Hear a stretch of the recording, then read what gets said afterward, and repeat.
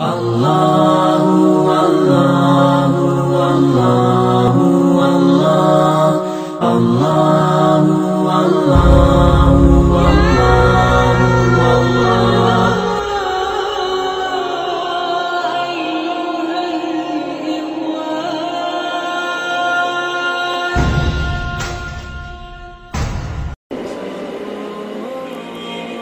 اس کے بعد کیا ہوں؟ اللہ کے رسول صلی اللہ علیہ وسلم نے احمد نے اس واقعے کو روایت کیا، مسند احمد میں، اور ابو داؤد میں جو ہے، اس کو ابو داؤد نے جو اپنی کتاب میں روایت کیا، جب تینوں سوال کے جواب ایک انسان دے دے گا، تینوں سوال کے جواب مومن دے دے گا، تو فرشتے مومن سے پوچھیں گے کیسے پتہ چلے یہ جواب تم کو؟ یاد رکھیے سوال نہیں ہے چوتھا، یہ سوال رہے گا کہ کیسے معلوم ہے تم کو یہ تینوں سوالوں کا جواب؟ فرشتے پوچھیں گے اس سے تمہیں کیسے پتا چلا کہ یہ جو اللہ تمہارا رب ہے، محمد صلی اللہ علیہ وسلم تمہارا دین ہے، محمد صلی اللہ علیہ وسلم تمہارا نبی اور اسلام تمہارا دین ہے؟ تو وہ جواب دیں گا کون؟ مومن، اور کہیں گا قرأت کتاب اللہ آمنت به وتصدق، کہ میں ایمان لایا تھا یا میں نے پڑھی اللہ کی کتاب، قرأت کتاب اللہ، میں نے اللہ کی کتاب پڑھی ہے، آمنت به، ایمان لایا تھا اس پر، اور میں نے اس کی تصدیق بھی کی تھی کہ یہاں ہے۔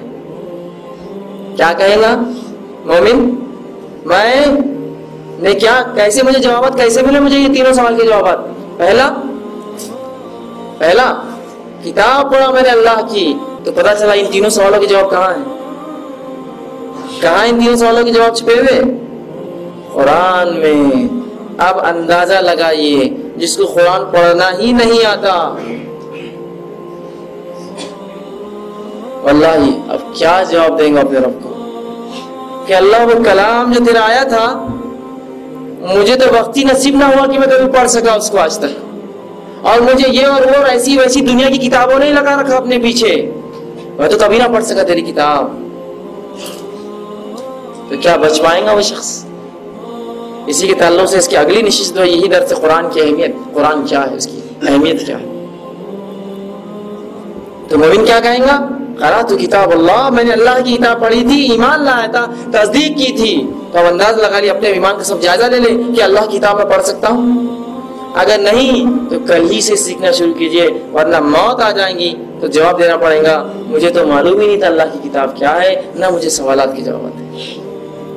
اور جب میں پڑھنے کے بارے میں کہہ رہا ہوں نا، تو یہ صرف دیکھ کر پڑھنا نہیں ہے اس میں کافی، یہ بھی ایک عبادت ہے، لیکن اس کو سمجھنا کہ وہ کیا تقاضے اس کے۔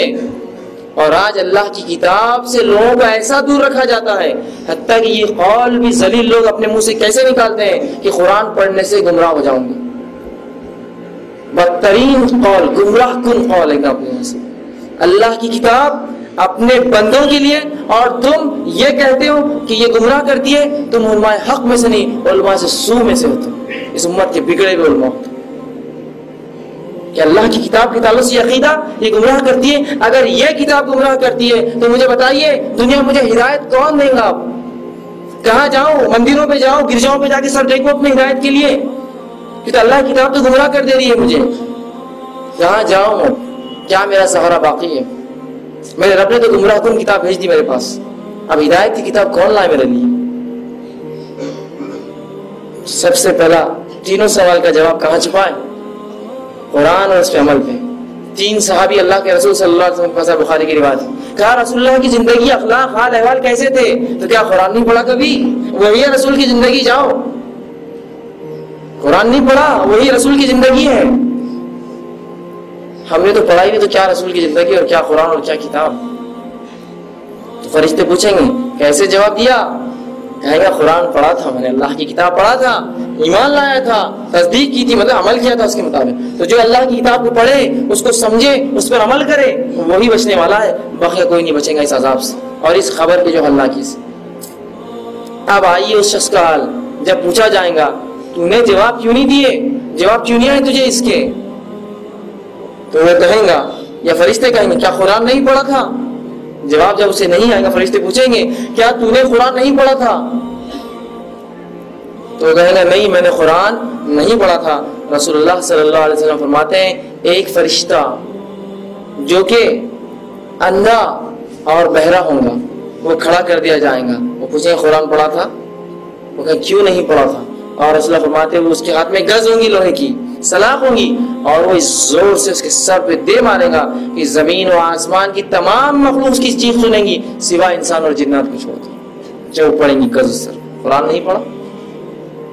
دوسری روایت میں آتا ہے کہ ایک فرشتہ دوسرا جو کہ اندھا اور بہرا ہوگا ہتھوڑے لے کر آئے گا اور دونوں ہتھوڑے زور سے کن پٹی پہ ماریں گا اس شخص کے، اس کا بھیجا نکل کے بنا. رسول اللہ فرمایا یہ کیوں ہوگا اس کے ساتھ؟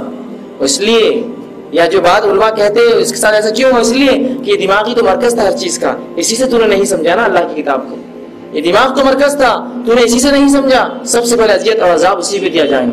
دنیا کے تمام علوم حاصل کیے، بڑے اور چھوٹے، اچھے اور برے، لیکن جب میری کتاب کا معاملہ آیا تو تجھے کچھ نہ سمجھ آیا، کچھ نہ سمجھ پڑی تجھے.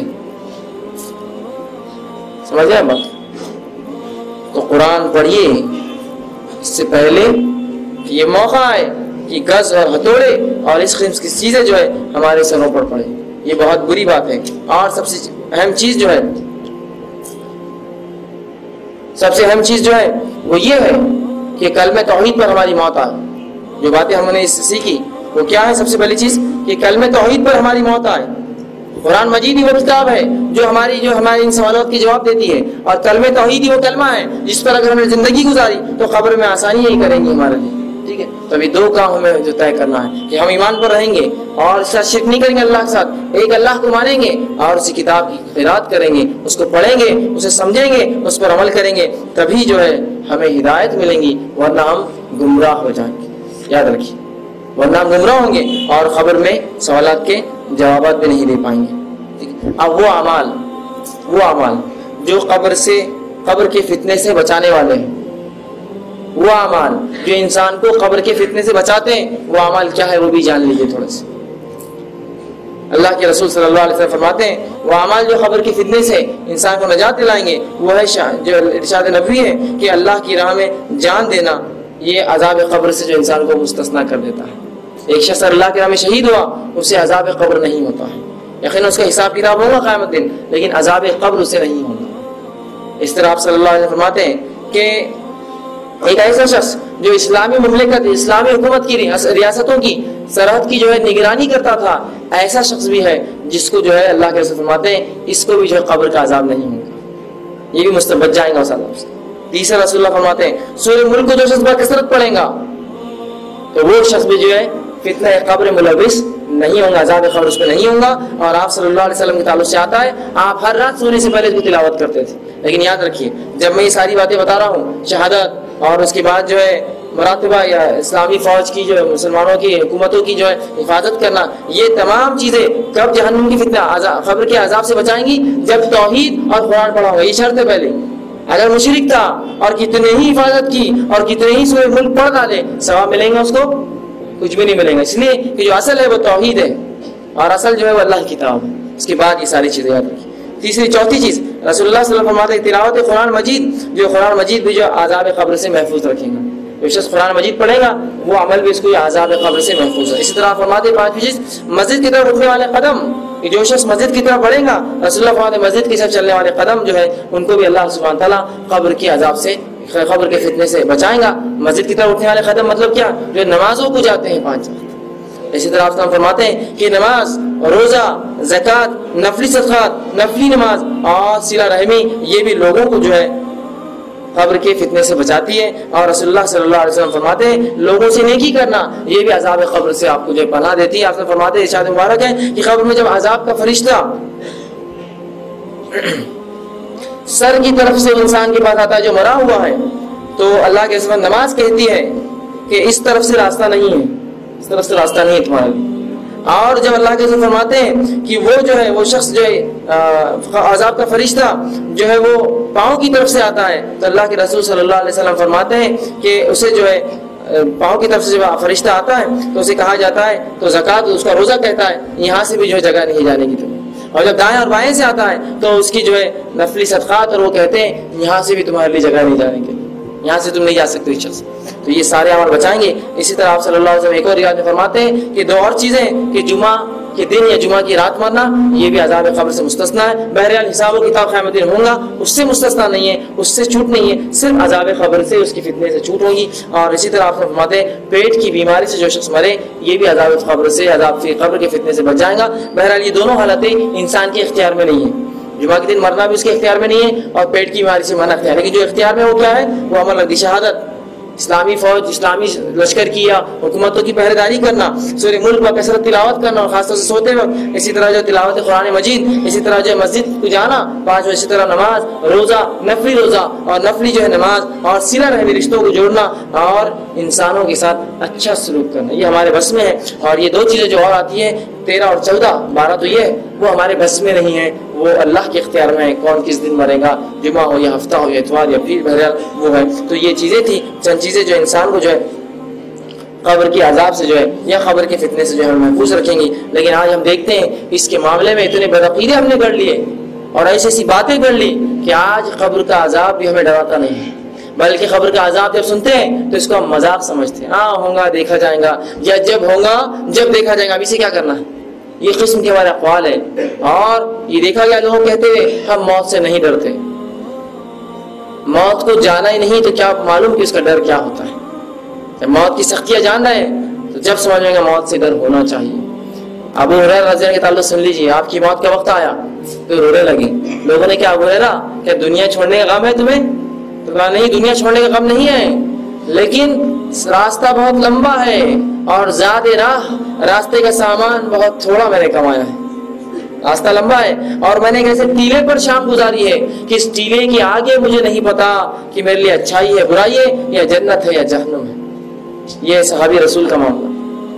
ہاں کسی نے بہت زیادہ عمل کیے تو وہ کہے کہ بھائی میں موت سے نہیں ڈرتا, لیکن بڑے بڑے صحابہ موت سے ڈرتے تھے اس لیے کہ ویسے اعمال نہیں تھے ہمارے پاس یا ان کے پاس. وہ سوچتے سمجھتے تھے, حالانکہ نیکی میں ہم سے بہت زیادہ آگے تھے, لیکن وہی سمجھتے تھے یہ کچھ بھی نہیں ہے, یہ تو بالکل زیادہ راہ, سامان راہ, توشہ راہ بہت تھوڑا سا ہو گیا اور راستہ بہت لمبا گزارنا ہے. عثمان بن عفان رضی اللہ عنہ کے تعلق سے آتا ہے کہ قبر پہ جب بھی جاتے گزرتے تو وہاں اتنا کثرت سے روتے کہ آپ کی داڑھی پوری جو ہے آنسوؤں سے تر ہو جاتی. عمر بن خطاب رضی اللہ عنہ کے تعلق سے آتا ہے کہ قبر کے عذاب کا جب معلوم واقعہ سنتے, قبر سے گزرتے تو اس طرح سے روتے کہ آپ کی آنکھوں پہ کالے حلقے پڑ گئے تھے. اس طرح ابوبکر صدیق رضی اللہ عنہ کے تعلق سے آتا ہے کہ جب قبر کے عذاب کی بات ہوتی تو یہ جو ہے روتے, حتیٰ کہ چہرے پر نشان پڑ گیا آپ کے چہرے مبارک پر آنسوؤں کی گرنے سے. اس طرح جو ہے ایک صحابی کے سامنے جب رسول اللہ نے قبر کی فتنے اور عذاب کے بارے میں کہا تو انہوں نے کہا کاش کہ میں ایک جھاڑ ہوتا, کوئی مجھے کاٹ کر جلا دیتا, وہ انسان نہ ہوتا, اس لیے اتنا مبتلا کیا جاؤں قبر کے عذاب. تو یہ صحابہ کا ڈر تھا. اس سے ایک صحابی کے بارے میں آتا ہے کہ ایک بار جو ہے ایک جگہ سے گزرے اور وہاں آگ جلتی دیکھی تو وہ دیکھ کر بے ہوش ہو گئے. تو یہ حالات تھے ان کے صحاباؤں کے کہ موت سے اس قدر وہ ڈرا کرتے, کیوں تو وہ سمجھتے کہ اتنے اعمال ہمارے پاس نہیں ہے جو ہمیں جو ہے اس سے وہ کر سکے یا جو ہے ہمارے لیے آسانیاں کر سکیں. تو بہرحال ہمیں سے ہر شخص کوشش کرے موت کو سب سے پہلے تو آسان چیز نہ سمجھے اور رسول اللہ کے کہے کے مطابق عقل مند بن جائے. موت سے پہلے اس کی تیاری کر لے, موت سے پہلے اس کی تیاری جو کچھ ہو سکتا ہے. اور سب سے پہلے اس کی تیاری میں کیا کریں گے ہم؟ فرض عبادتیں, توحید چلیں گے, نماز پڑھیں گے, روزہ رکھیں گے, زکات دیں گے, حج کریں گے. اور توحید اصل ہے یہ سب چیزوں کی قبولیت کے لیے. تو سب سے اہم کیا ہوا؟ توحید پر چلیں گے, کلمہ طیبہ پر چلیں گے, فرض عبادتیں کریں گے, پھر سنت عبادتیں کریں گے اور نفلی عبادتوں میں اضافہ کریں گے تاکہ قبر کے عذاب سے بچے, تاکہ جو ہم اللہ کے پاس جائیں تو کچھ ہو ہمارے پاس اعمال بتانے کے لیے اپنے رب کو. ورنہ ایسا نہ ہو کہ اللہ موت کا وقت آ گیا اور میں تو نشے میں تھا, میں تو غرق تھا پکچر اور ٹی ویوں میں تو بری عادت اور بری لت میں تھا, حرام کاری میں تھا اور سود اور جوا اور اس قسم کے کاموں میں اور زنا اور بدترین اعمال میں تھا, اور موت آ گئی اور پھر کہے رب ارجعوا لعلی اعمل صالح, اے اللہ موقع دے دو ایک تھوڑا سا بس نیک عمل کرنے کا. اور موت کا معاملہ ہی تو ایسا عجیب ہے, معاملہ بھی ایسا عجیب ہے کہ کب آئیں گی معلوم نہیں. اگر معلوم ہو جاتا 60 سال میں آئیں گی تو کم از کم اس سے پہلے اصلاح تو کر لیتا اپنے اعمال کی. لیکن اس کا معاملہ کیا ہے, کیا ہے اس کا معاملہ؟ پچھلے رمضان تھوڑا غور کر لیں, جو لوگ اس درس میں آتے تھے اس رمضان دیکھ لیں کتنے لوگ ان کے خاندان میں مرے ہیں, اور کتنے دوست جو ساتھ آتے تھے آج نہیں آتے, ان کا انتقال ہوگا پچھلے رمضان, اس رمضان سے پہلے. اور اگلے رمضان جب ہم جمع ہوں گے پتہ نہیں اس میں سے اور کتنے لوگ چلے جائیں گے اس دنیا سے. اس کا تو وہ بھی نہیں ہے کہ 60 سال 50 سال تاکہ 40 سال بھر نیک اعمال شروع کر دوں، ہے نا؟ تو کم از کم توبہ کی تو اس نیت ہو، ورنہ ایسا نہ ہو اگلا جمعہ دیکھیں گے، اگلا رمضان دیکھیں گے، اگلے مہینے سے ہوں گے، اور اگلا جمعہ کس نے نصیب کیا؟ اس کو لکھ کے دیتا ہے کہ بانڈ پہ اگلا جمعہ تک میں زندہ رہوں، اور اگر توبہ بھی نہ ہو مخلص تو یاد رکھیے جہنم میں جائیں گے سیدھا اور جلیں۔ ان کم از کم توبہ کو تو مانتا ہوں، اے اللہ جو بھی گناہ ہوئے ہیں توبہ کرے اپنے رب سے کہ میں نے گناہ اور خطائیں کی، مجھے معاف عطا فرما، جو بھی شرک اور کفر اور بدعت کیا ہو مجھے معاف کر، اور اب میں تیرے دین پر چلوں گا، اس کا وعدہ کرے اپنے رب سے۔ ورنہ موت آلے جو اڑیں گی جو لے کر اچک جائیں گی، اور پھر ہم چلا اٹھیں گے کہ ہائے یہ اور ہائے۔ آج دیکھتے ہیں نوجوان لوگ فلاں جگہ سے نکلے، فلاں جگہ گئے، انتقال ہو گیا، نوجوان لوگ۔ آج موت کے لیے کوئی وقت نہیں ہے کہ بوڑھا ہی مرے گا اور جوان، یاد رکھیے اس سے پہلے کہ ہماری موت آئے اس کی تیاری کر لیں۔ اور رسول اللہ صلی اللہ علیہ وسلم ایک شخص کے ایک صحابی کے پاس گئے، موت کا وقت قریب تھا، کہا کیسے محسوس کرتے ہو؟ تو کہا بہت ڈرتا ہوں اللہ کے عذاب سے۔ کہا اور کیسا محسوس کرتے ہو؟ کہا کہ بہت جو امید ہے اپنے رب کی رحمت سے، جنت کی امید بھی کرتا ہوں، جہنم سے ڈرتا بھی ہوں۔ رسول اللہ نے کہا جو ایسی موت مرا وہ صحیح مرا، مطلب یہ موت سب سے صحیح موت ہے کہ اللہ سے ڈر بھی ہو اپنے گناہوں کا کہ جہنم میں دے، اور امید بھی ہو کہ مجھے جنت میں ڈالے۔ اب کچھ لوگ نا امید ہو کر بیٹھے اپنے رب سے، میں تو جہنم ہی بولتے ہیں دنیا میں، اور کچھ لوگ اپنے آپ کو چلتا پھرتا جنتی سمجھتے ہیں، بس میں تو جنت میں جا رہا ہوں سیدھا، میں تو رسول کی خاندان سے، نبی کے، ولی کے، شہداؤں کے، صالحین کی خاندان سے ہوں، میں تو جنت میں جاؤں گا۔ اور یہ صحابی، یہ رسول اللہ صلی اللہ علیہ وسلم کے اصحاب اور ان کے دوست ہیں، جب وہ کہہ رہے کہ مجھے جہنم سے ڈر ہے اور جنت کی امید ہے، تو ہم کون ہوتے کہنے لگے کہ میں جنت میں جاؤں گا سیدھا؟ اور گمراہی اتنی ہو چکی ہے، جب کسی کا انتقال ہوتا ہے تو لوگ کہتے ہیں ان کی مغفرت کی دعا مت کیجیے، ان کے جنت میں بلند درجے کی دعائیں کیجیے۔ سوال یہ ہے کہ اس نے دیکھا کون جنت میں اور کون جہنم میں جائے گا؟ کیا آپ کو پتا ہے کہ آپ لکھ کے دے سکتے ہیں کہ جنت یہ ہے؟ تو ذرا اگر ایسا ہے تو ذرا وہ 3 لوگوں کو اپنے ذہن میں لا لیجیے، وہ شہید، وہ حافظ اور عالم، اور وہ سخی جو دنیا میں شہید تھے، حافظ اور عالم کہلائے اور مالدار کہلائے، اللہ کے راہ میں خرچ کرنے والے، جہنم انہی سے دہکائے جائیں گے۔ ہم تو یہ سمجھ بیٹھے بس ہماری تعبدی زندگی ہے بس، اور ہم ایسا کوئی اعمال جب کرتے ہی سوچتے نہیں کہ مجھے مرنا ہے، دھوکہ دے رہے ہیں، ذرا سوچ لے دھوکے سے پہلے مجھے مرنا ہے۔ آج خواتین کو دیکھا فیشن پرستی میں چور ہے، بالکل لت پت ہے بالکل، کہ اگر ان کو دیکھا جائے تو ایسا لگتا ہے کہ رسول اللہ صلی اللہ علیہ وسلم کی حدیث ان پر ہو اتر گئی کہ کپڑے تو ہوں گے لیکن ننگی ہوں گی عورتیں۔ یہ حال ہے فیشن کا، یہ حال ہے فیشن کا، اور یہ حال ہے جو ہے فیشن پرستی کا کہ اسے ہم نے اپنا معبود بنا لیا، اور یہی حال مردوں کا بھی ہے۔ اس قسم کے لباس، اس قسم کی حرکتیں انہوں نے اپنے آپ میں رائج کی جو اسلام میں سخت حرام ہے، سخت حرام ہے۔ تو آج ہم دیکھتے بہائی اتنی عام ہو چکی ہے۔ اب اندازہ لگائیے جس کا وہ حصہ رسول اللہ صلی اللہ علیہ وسلم فرماتے ہیں، ترمذی کی روایت ہے کہ وہ رسول عورتوں کے بارے میں کہتے ہیں کہ وہ خاتون جو پتلا لباس پہنے گی جس میں جسم دکھتا ہو، وہ جنت میں جہنم میں اتنی دور پھینکی جائیں گی کہ جنت کی خوشبو بھی نہ سونگھ سکیں گی، حالانکہ جنت کی خوشبو جہنم بہت دور تک آتی ہوں گی۔ کیا فرمایا؟ پتلا لباس، پتلا لباس، لیکن جہاں لباس ہی نہ ہو، جو پتلا لباس تھا نا، جہاں لباس ہی نہ ہو اس کا کیا؟ تو کیا ہمیں موت سے ڈر نہیں لگتا؟ اور جو قبر کے ازدوں سے اور بچھوں سے ہم جو ہے بہت زیادہ جو ہے مطمئن ہو کر بیٹھے ہوئے ہیں۔ رسول اللہ صلی اللہ علیہ وسلم ایک مرد کی عورت اس کی سطر ناف سے لے کر گھٹنا ہے، ایک مرد کا سطر ناف سے لے کر گھٹنا ہے، مطلب ناف بھی وہ دکھا نہیں سکتا اللہ ناف کے نیچے، ٹھیک ہے ناف اس کے نیچے کا حصہ چھپانا ہے اس کو، لیکن ہم دیکھتے ہیں ہمارے گھر کی خواتین پیٹ سے لے کر ناف سے لے کر اس کے نچلے حصے ان کے دکھائی دیتے ہیں، پیٹ دکھتی ہے اور پیچھے پوری کمر دیکھ سکتے ہیں، اس قسم کے لباس پہنتی ہیں۔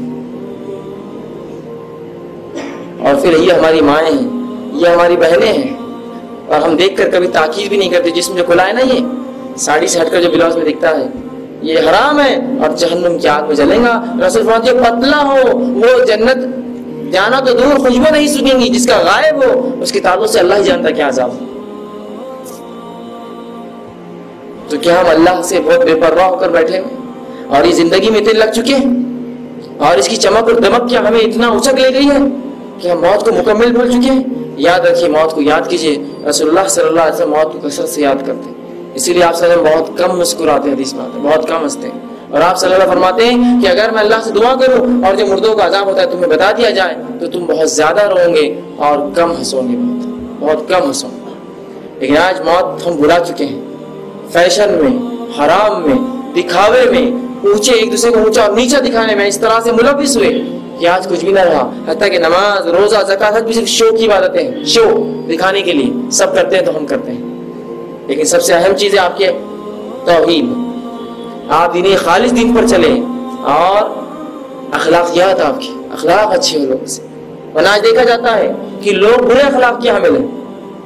جب انہیں کتاب و سنت کی بات بتائی جاتی ہے تو لوگوں کو گالیاں دے دے کر اور سمجھاتے ہیں باتیں جاتی اور ان سے لڑتے جھگڑتے اور نیچے دکھاتے اس علم سے. رسول اللہ صلی اللہ علیہ وسلم فرماتے ہیں جو شخص دین کا علم حاصل کرے اس لیے کہ کسی کو نیچا دکھائے وہ جنت میں نہیں جائیں گا کبھی.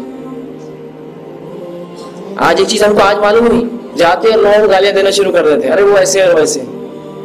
آج ہم کو سدھرنے کتنا وقت لگا, تو کیا ایک دن میں آپ کو سدھارنا چاہتے جا کر, ایک جھٹکے میں جا کر آج سنو اور کل سدھارا؟